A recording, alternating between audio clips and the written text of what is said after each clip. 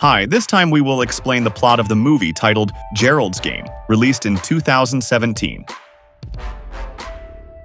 The film tells the story of a woman named Jessie who goes with her husband to a remote house to spend time alone together. But an unexpected event leaves Jessie trapped alone in bed, in a very dangerous and tense situation. She must fight her fear, old wounds, and hallucinations to save herself. Here is the plot summary. Jessie and her husband Gerald decide to go to a lakeside vacation home, a secluded place far from neighbors or crowds. They hope that spending time together there will help mend their marriage, which has started to feel stale and strained. During the journey, the atmosphere between them feels awkward. Jessie remains mostly silent, while Gerald appears enthusiastic and takes the initiative to lighten the mood. The story then shifts to the vacation home. Gerald immediately reveals his plans. He has hidden performance-enhancing drugs in the room, indicating his desire to spice up their time together. Meanwhile, Jessie looks around and tries to adjust to the quiet atmosphere of the house. At that moment, Gerald locks the front door tightly, as if to ensure they won't be disturbed by anyone. In the yard, a stray dog approaches the house, its body thin and clearly starving. Jessie feels sorry for it, so she takes a piece of expensive meat from the refrigerator to give to the dog. She places it on the grass, and the dog immediately devours it greedily. However, Gerald sees this from inside the house and is unhappy, as he thinks feeding a stray dog is a foolish decision because, in his opinion, the animal could return and become a threat. Jessie didn't respond to her husband's words, but she remained silent, seemingly unwilling to prolong the argument. After that, they went inside the house and headed to the bedroom. Although their intention was to make up, the atmosphere between them wasn't entirely warm. Jessie still looked hesitant, while Gerald appeared overly confident in the plan he had prepared. Gerald asks Jessie to join him in a role-playing game to reignite their relationship. He pulls out a pair of real metal handcuffs and cuffs Jessie's hands to the bed. At first, Jessie seems hesitant but tries to follow along. However, once her hands are securely restrained, she begins to feel uncomfortable, as the situation doesn't feel like what she had imagined. When Gerald starts acting more aggressively in his role and utters harsh words, Jessie immediately asks for the game to stop. The scene shifts to a heated confrontation. Jessie says she didn't expect it to be like this and asks her husband to remove the handcuffs. Gerald is disappointed and defends himself, saying that all of this is an effort to reignite the passion that has been lost for a long time. He begins to bring up the boredom in their marriage, how everything has felt dull lately, causing the argument to escalate. Jessie feels increasingly uncomfortable, trapped in a situation that is no longer enjoyable and starting to feel frightened. She asks for the game to stop, while Gerald feels insulted and turns the blame back on her, accusing Jessie of having lost interest in him long ago and begins hurling hurtful words. Gradually, Jessie starts to look scared and disappointed. She insists that this is not a healthy way to fix their relationship, but Gerald refuses to back down, becoming even more emotional and defiant. In the middle of the argument, Gerald suddenly goes silent, clutching his chest and appearing in pain. A few seconds later, his body collapses to the floor with a loud thud. Jessie panics, calling out his name repeatedly, but there is no response.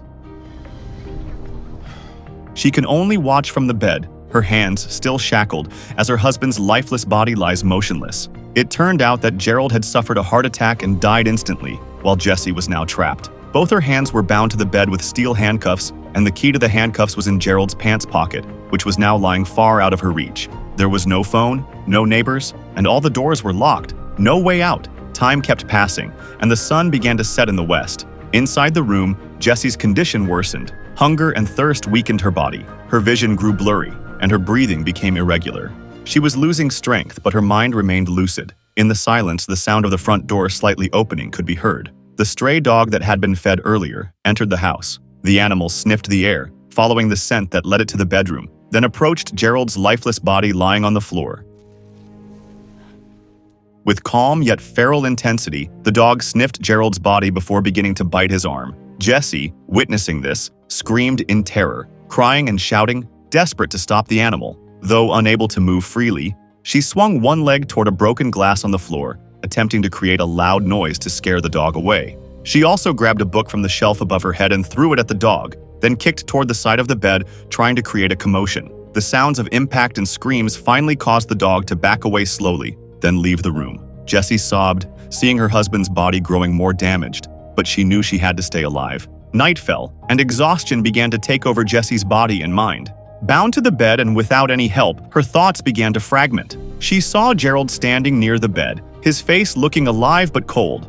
Gerald began to speak, not in a gentle tone but with sarcasm and accusations. He blamed Jessie for many things, including the breakdown of their relationship and his own death. His words were sharp and painful, causing Jessie to grow increasingly mentally unstable. Soon after, another figure appears, a shadow of herself, but this time stronger, calmer, and full of confidence. This figure begins to speak, telling Jessie to stop panicking and start thinking clearly. She tells her to look around and find a way to survive. These two voices, Gerald who insults her and her own inner voice offering hope, continue to alternate throughout the night, filling the empty room with intense inner conflict. At that moment, Jessie is at her lowest point, but for the first time she begins to listen to the voice she wants to hear, her own voice. Jessie tried to stay focused amid the pain and despair, her eyes fixed on the glass of water placed on the cabinet near the bed, as it was her only hope for survival. With great effort, she lifted her leg highly and tried to knock the glass over. After several attempts, the glass finally fell to the floor with a loud crash. She then reached for it with her toes, slowly dragging the shards closer to the side of the bed.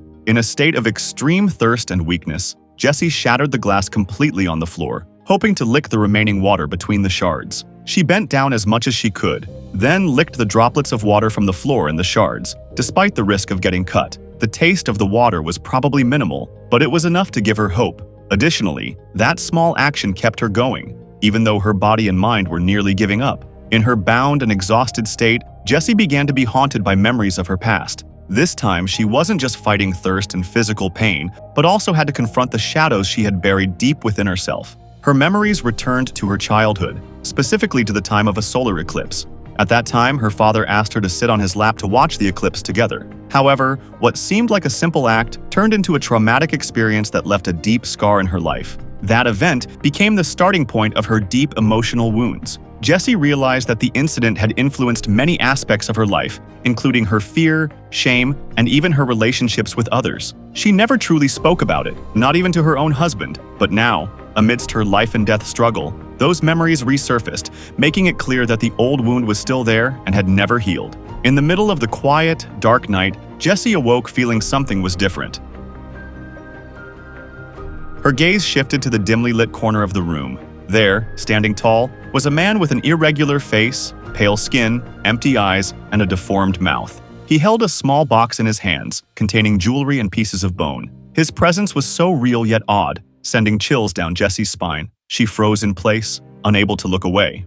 Shortly after, Gerald's hallucinatory voice sounded again, referring to the figure as the man from the moon. Jessie began to lose her grip on reality, feeling intimidated and increasingly terrified, but her body remained frozen. The figure didn't speak, just stood there silently, watching with a blank stare, while Jessie held her breath, hoping it was all just a shadow that would disappear at dawn. But the night felt endless, and the figure didn't move an inch. Morning came, and Jessie looked extremely weak, her body dehydrated, her face pale, and her eyes drooping. But despite her condition, her mind remained sharp. She stared at her handcuffed hands and noticed the shards of glass on the floor. At that moment, she knew the only way to survive was to escape the bed by any means necessary. She took a deep breath, trying to gather her courage, then began to formulate the most daring plan, to injure herself in order to escape. Carefully, she picked up the glass shard using her toes, then gripped it with her palm. She then slit the inner part of her wrist, just above the soft flesh. The wound opened wide, blood gushing out, but Jessie didn't stop there. In a half-conscious state, she twisted her wrist and forced it out of the tight handcuffs.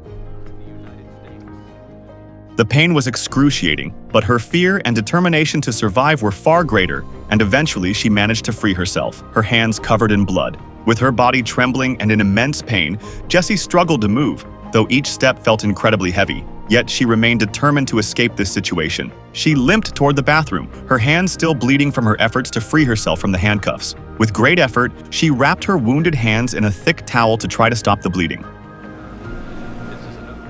After that, with hesitant steps and labored breaths, Jessie exited the house and headed toward the car. She got inside, started the engine, and began driving, despite her weakened body and blurred vision. Midway through the journey, exhaustion and blood loss made it increasingly difficult for Jessie to stay conscious. Her vision began to blur, and eventually, unable to hold on, she fainted behind the wheel.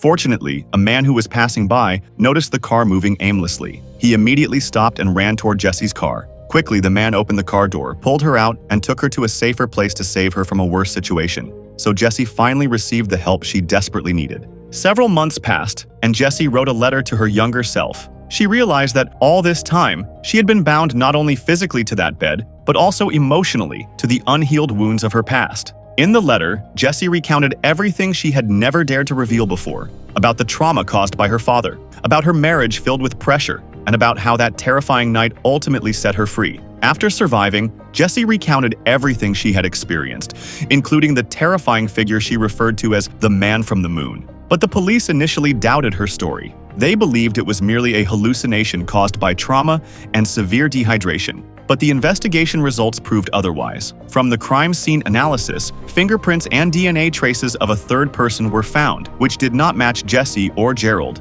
Ultimately, this discovery changed the direction of the investigation.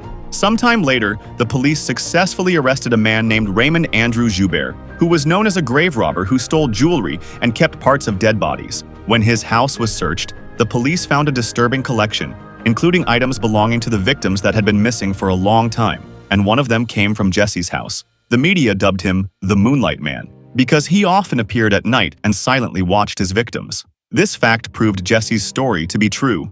A short time later, Jessie attended Raymond's trial. She walked in calmly, her hands still wounded and bandaged. February 2 were found without noses. She stood before the man, staring directly into his face, while Raymond only stared blankly. With a calm demeanor, Jessie entered the courtroom where Raymond was being held. She stood before the man who had haunted her all this time. Raymond Andrew Joubert hasn't spoken. The man she had once seen standing silently in the corner of the room holding a box containing bones and jewelry. This time, Raymond sat weakly behind the bars, his body appearing frail and helpless. On the other side, Jessie stared at him with a different gaze, no longer afraid, but filled with determination. She stepped closer and spoke softly, yet confidently. "You're much smaller than I imagined." Those words were not just directed at Raymond alone, but at all the fears that had bound her for so long. That day, she faced all her feelings of being trapped, her childhood trauma, and the shadows of death with a newfound courage. At this point, Jessie no longer saw herself as a victim, but as someone who had broken free from the chains of fear that had bound her. As she stepped out of the courtroom, a faint smile appeared on her face. Jessie knew she was truly free, not just from the iron shackles on the bed, but also from the emotional wounds that had tormented her for so long. Her steps are steady, her head held high. The long journey has finally reached an end that brings new hope. That is the story of Jessie's struggle against fear, past trauma, and a situation that nearly took her life. From the depths of despair, she rose and rediscovered her strength. Thank you for following this story. See you in the next one.